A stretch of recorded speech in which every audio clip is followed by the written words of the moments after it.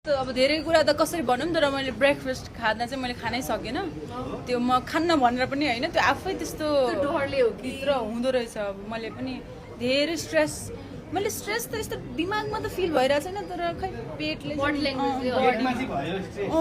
सायद त्यही भएर खानै रुचेको छैन तपाईको ब्रेकफास्ट खान सक्नु भएन अरू के खान सक्नु भएन डरले ब्रेकफास्ट खान अलिकति डर आएको जस्तो बडी देखिरहेको छु क्या आज तपाईँलाई होइन डराएको नै छु त्यो त मैले आफैले भनिरहेको छु डराएको नै छु त्यो कस्तो हुन्छ त कतिपय कुराहरू त्यो डर भन्दा बित्तिकै अब हाम्रो अर्कै खालको फिलिङ हुन्छ नि त तर त्यो होइन कि अलिक छुट्टै कस्तो त्यो हुँदो रहेछ एक्साइटमेन्ट मिक्स्ड इमोसन भनौँ न राति निदाउनु हो अलि लेट निदाएँ तर अलि लेट निदाएँ तर डाइरेक्ट 7 बजी उठेँ फर्स्ट टाइम हुन्छ स्टेजमा फर्स्ट पर्फर्मेन्स दिँदाको डर यस्तै थियो कि अलिक छुट्टै थियो यस्तै हुन्छ तर अब स्टेजमा छुट्टै हुन्छ जस्तो अब